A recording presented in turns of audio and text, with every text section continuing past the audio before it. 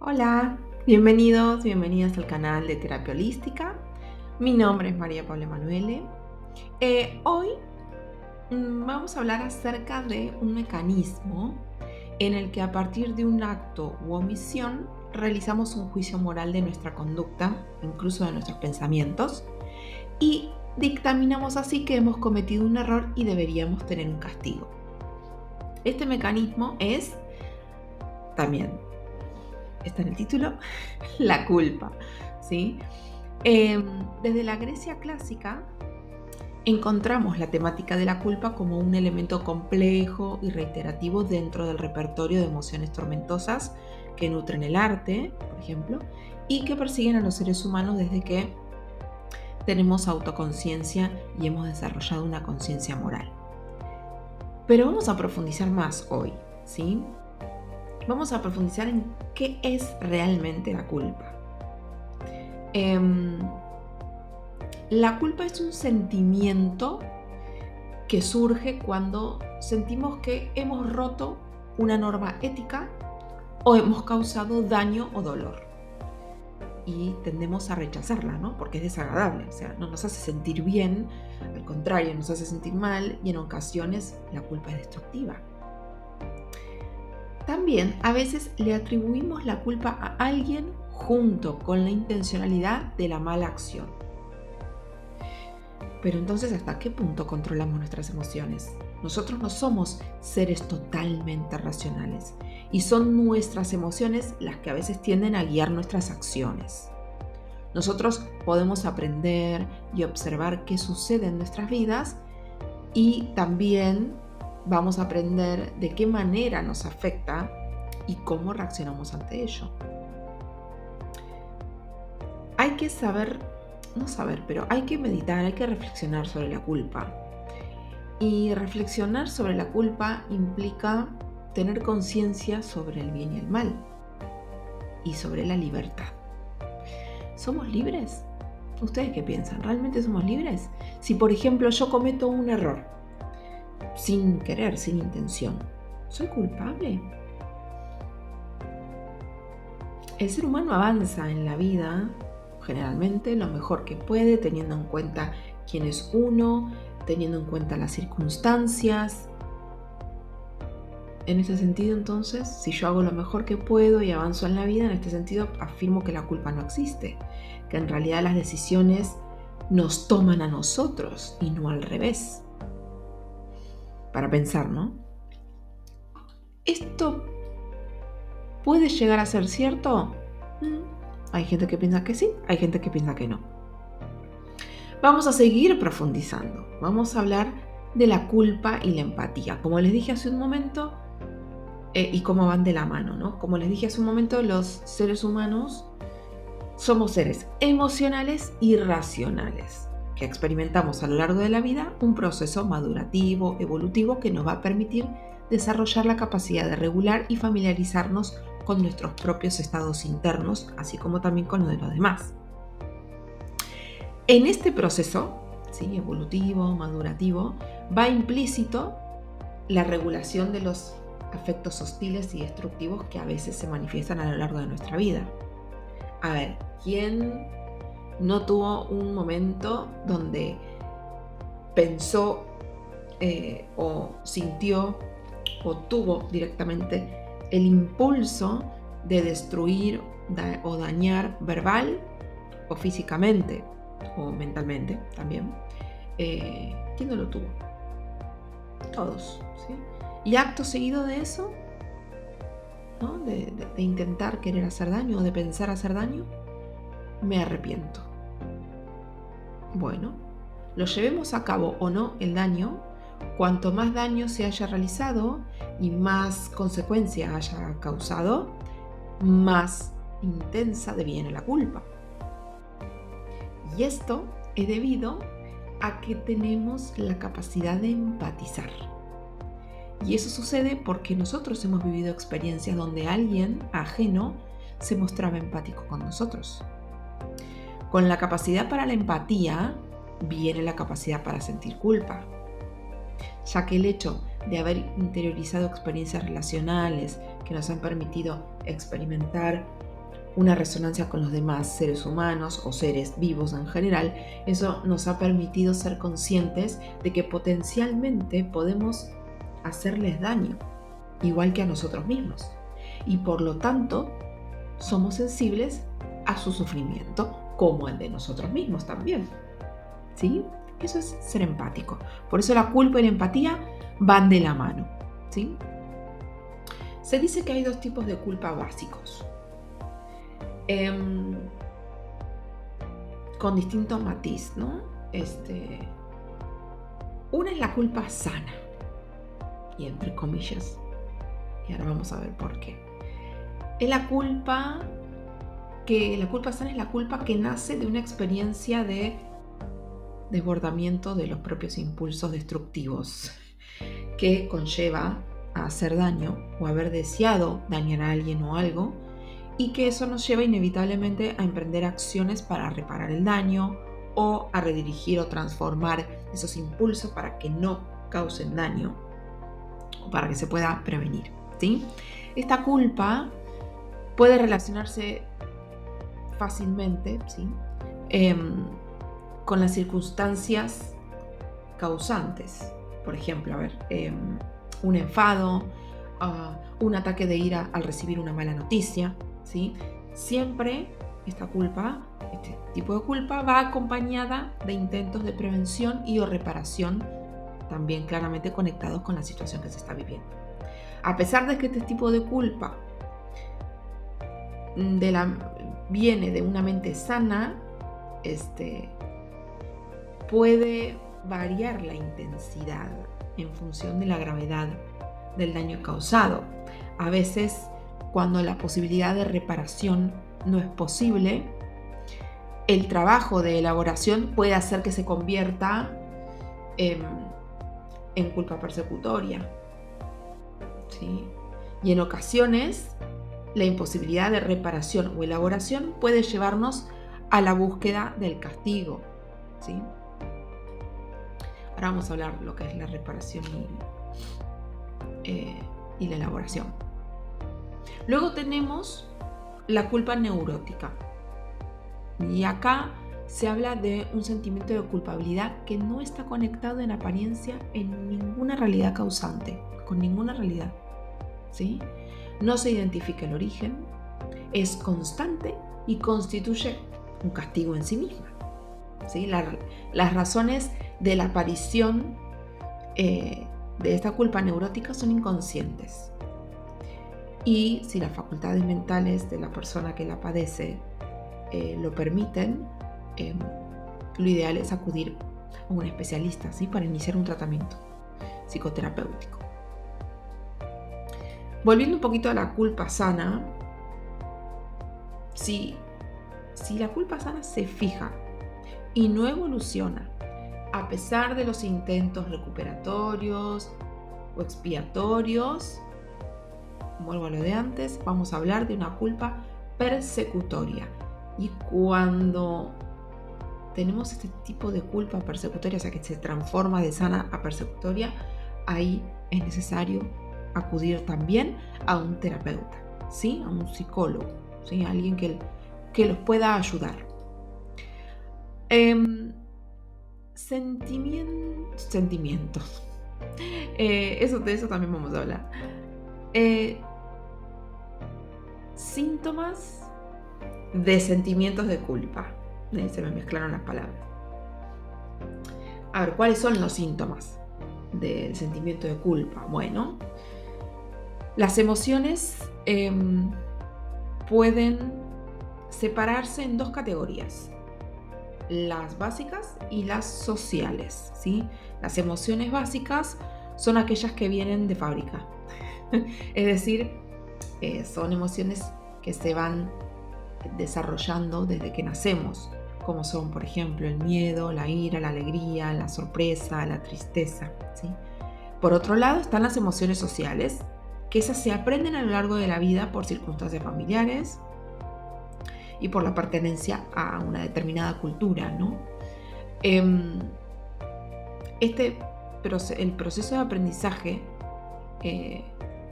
de las emociones sociales va estrechamente vinculado a las experiencias vitales y a la significación subjetiva que se les da, ¿sí? Estas necesitan del pensamiento y el análisis externo de los individuos para su correcta comprensión. Por ejemplo, el enamoramiento, los celos, la envidia también, la empatía, el sentimiento de culpa, ¿sí? El sentimiento de culpa es considerado una emoción que actúa en pos de la correcta inclusión del individuo en el entorno según unos cánones culturales y de convivencia y adaptación, con el fin de establecer control individual según las normas sociales, ¿sí? Y ahí se explica bien, ¿no? Que eso es una emoción social. La culpa también tiene su desarrollo en la conciencia moral, ¿sí? Es decir, lo que dije anteriormente, aquello que implica lo que está bien y lo que está mal. Además, el proceso de aprendizaje de este sentimiento se inicia en la infancia y se ve influido por las pautas educativas y las diferencias propias en la concepción sobre la misma ante diversas circunstancias, ¿sí? A ver, la culpa desadaptativa. Hablemos un momento de la culpa desadaptativa. ¿Cuándo es desadaptativa? Bueno, cuando la culpa salta como una alarma constante, cuando hay un juicio inflexible, cuando te castigas de forma excesiva y por lo tanto no te estás castigando siempre, sentimos que no terminamos, no podemos acabar de disfrutar de la vida, de sentirnos bien, ¿sí? Esa es la culpa cuando la culpa es desadaptativa. Los síntomas del sentimiento de culpa que nos impiden superarlo son la irritabilidad, el nerviosismo, ira, tristeza, ¿sí? Es una sensación, es un dolor que no acabamos de disfrutar, es una sensación de pesar, es un malestar intenso. Y yo diría también que a veces más que dolor es un sufrimiento, porque como dije en el video del perdón, el dolor es inevitable, el sufrimiento es una elección, ¿sí? Entonces, cuando cargamos con ese pesar es un sufrimiento constante. Hay un estudio que se hizo, que fue realizado por Darren Brown para el Discovery Channel, que nos explica por qué la culpa es una emoción aprendida, ¿sí? El estudio, se los explico brevemente, trató de concienciar a un sujeto, a una persona con características de buena persona, ¿no? Descritas por los propios parientes, familiares, a través de una serie de circunstancias que la representaban actores reales, de que había cometido un crimen sin haberlo hecho, tratando de buscar todos los argumentos posibles que indicaran que lo había llevado a cabo con el fin de desarrollar en él el sentimiento de culpa que confesara el delito. Pues bien, el experimento resultó un éxito. El hombre, pobrecito, confesó de que lo había hecho, ¿sí? De que él había influenciado también para que se realice el crimen, ¿no? Gracias a esta investigación se concluyó que el sentimiento de culpabilidad no es propio de las emociones básicas humanas, sino que es aprendido. Y en ese aprendizaje de la culpa están implicadas ciertas figuras cercanas que actúan como referentes en la vida, sean familiares u otras, cuya lógica individual se puede sobreestimar por encima de la coherencia. Convengamos que también todo eso lo manipuló psicológicamente para que él dejara de creer quién era realmente, ¿no? Porque llega un punto en que dejas de creer en tus propias acciones, ¿sí? Y se dejó manipular. Las implicaciones del estudio, ¿sí?, que avalan el aprendizaje de la culpabilidad en una persona buena y coherente y difícil de culpabilizar, y la emoción asociada a su esencia básica, el control, develó que la culpa, al igual que cumple una función adaptativa y en cierta medida es necesaria para la convivencia entre los seres humanos, puede llegar a desintegrar nuestra autoestima si ésta es desproporcionada. infravalorando la necesidad de ser uno mismo, ¿sí? Y el uso del propio juicio ante los acontecimientos, convirtiéndola en una percepción social dependiente de las ideas y del escrutinio o valoración externa, apartándola así de una parte más propia y personal que es la culpa en sí misma. ¿Sí? Es un estudio bien interesante, ¿eh? La manipulación mental que le hicieron al Señor para que sienta culpa. ¿Podemos superar el sentimiento de la culpa? Sí, va a depender mucho de la educación que hemos recibido, de nuestro grupo de iguales, de las creencias culturales y religiosas, ¿sí? La presencia o no de culpabilidad hará que te valores de una u otra forma, ¿sí? A ver, la flexibilidad, la tolerancia ante los errores, la capacidad de aceptación, la empatía en uno mismo, son factores que te van a ayudar mucho a superar el sentimiento de culpa, ¿sí? No se trata, y que quede claro, no se trata de hacer desaparecer el sentimiento de culpa. Lo necesitamos para mantener buenas relaciones sanas y no hacer cosas dañinas al resto de las personas. Es importante acoger la culpa adaptativa, porque esa es la que nos permite realizar cambios. Identificar que me equivoqué es una oportunidad de cambio. Repito, porque me trabé. Identificar que me equivoqué es una oportunidad de cambio. ¿Sí? Tener el concepto del sentimiento de culpa no es para golpearte todo el tiempo y castigarte, sino para tener conciencia de tener relaciones sanas y no hacer daño a los demás. ¿Sí? Yo considero que la culpa de por sí tampoco es una palabra muy bonita, pero cuando me hago responsable, ¿sí? Me doy cuenta que me equivoco y me hago responsable de mis actos, de mis pensamientos, no voy a tener sentimiento de culpa porque me estoy haciendo responsable, no me voy a castigar, sino que voy a hacer algo para mejorar, ¿sí? Existe el sentimiento de culpa sin motivo. ¿Sí? El sentimiento de culpa, en este caso, es desadaptativo cuando se manifiesta sin motivo, ¿sí? Recuerden que la palabra desadaptativa la nombré antes, bien. Ahora, en la culpa hay varios conceptos claves que tenemos que conocer y saber diferenciar, ¿sí? El acto causal es uno de ellos, que es lo que provoca la culpa. El acto causal puede ser real o imaginario.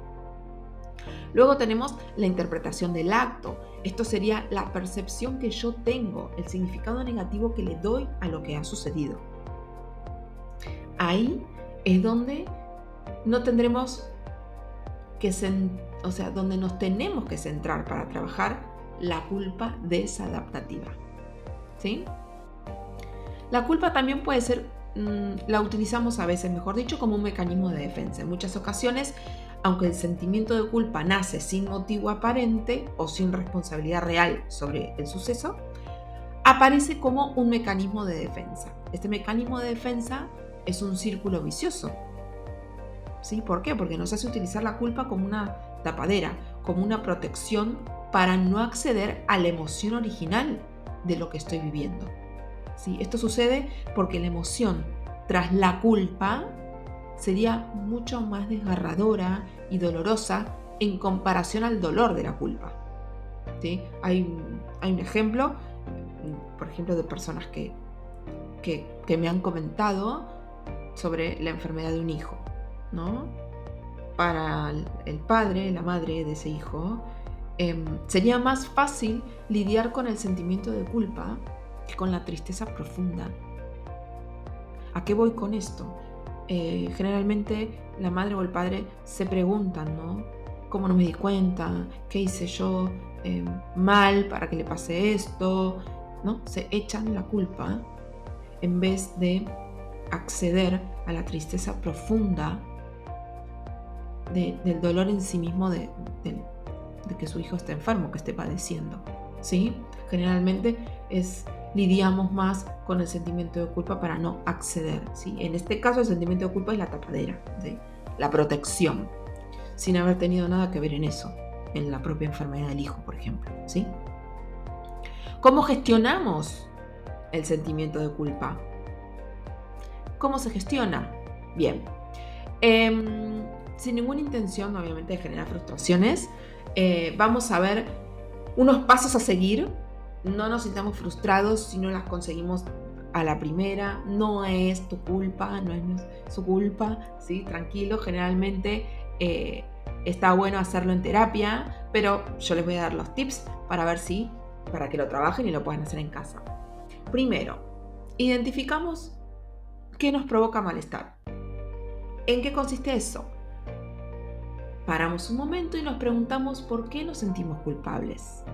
¿Sí? Identificamos el hecho, ya sea real o imaginario. Identificamos también cuáles son nuestras creencias erróneas, cuáles son nuestras, cuáles son adquiridas sin reflexión previa. ¿Sí? Luego de eso, vamos a analizar la situación desde la neutralidad. ¿Sí? Este ejercicio es más fácil hacerlo en terapia. Hay que entender que estamos contaminados muchas veces por nuestras creencias, experiencias previas, emociones, y en muchas ocasiones nos obligamos a ser el niño o la niña buena, ¿sí? Me entusiasmo. Es a veces complicado hacerlo solo, pero hay que analizar la situación de una forma objetiva, ¿sí? Luego nos damos el permiso para sentir el malestar. Tenemos que parar, darnos ese espacio, escuchar esa voz, porque nos está diciendo cosas. Tenemos que trabajar en el sentimiento de la culpa. Tenemos que saber qué estamos sintiendo, ¿sí? Y si me implica solamente a mí u otra persona, nos tenemos que dar ese permiso para interiorizar, ¿sí? Si es posible, poner la conducta reparadora. Si es el caso y es necesario, hay que transformar la culpa en responsabilidad, lo que dije antes. Tomar acción para reparar lo que ha sucedido y sobre todo perdonarte, ¿sí? Perdonarnos a nosotros mismos. ¿Puede desaparecer la culpa? Sí, puede desaparecer la culpa. ¿Con qué? Con dos principales procesos: la reparación que nombré antes y la elaboración.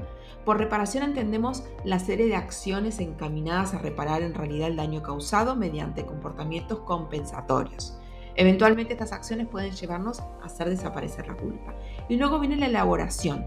Cuando la reparación directa no es posible, el trabajo de elaboración es el trabajo psicológico, que consiste en razonar, entender, recordar, entretejer lazos entre dichos pensamientos. El objetivo es lograr transformar progresivamente la experiencia dolorosa de la culpabilidad en una experiencia de crecimiento y maduración que nos lleve a reintegrar dicha experiencia en nuestra conciencia de una forma cada vez menos dolorosa para que se pueda vivir tranquilo, ¿sí? Y en crecimiento. En definitiva, la culpa puede ser usada para crecer y aprender, y en eso consiste el trabajo de elaboración, ¿sí? Como pueden ver, la culpa es una emoción compleja, ¿sí? Y condicionada por muchos factores. Hay que tener en cuenta algo que dijo Séneca, una frase, y con esto me despido. Una persona que se siente culpable se convierte en su propio verdugo. Analicémoslo, tengámoslo en cuenta, utilicemos los pasos y los tips que les dejé para que este sentimiento de culpa se nos pueda ir y nos hagamos responsables, ¿sí? Muchas gracias por estar del otro lado. Esto es todo por hoy. Nos vemos pronto con otro videito nuevo. Les mando un beso y un abrazo desde el alma. Muchas gracias por estar del otro lado, como siempre. Nos vemos pronto. Gracias. Chau, chau.